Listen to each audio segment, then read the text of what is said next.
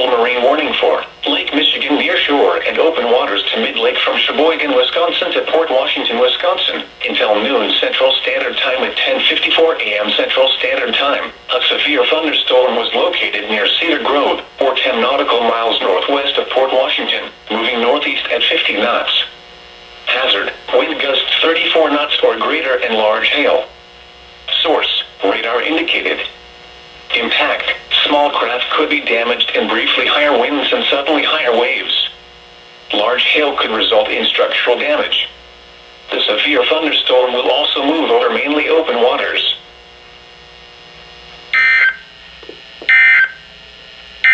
You have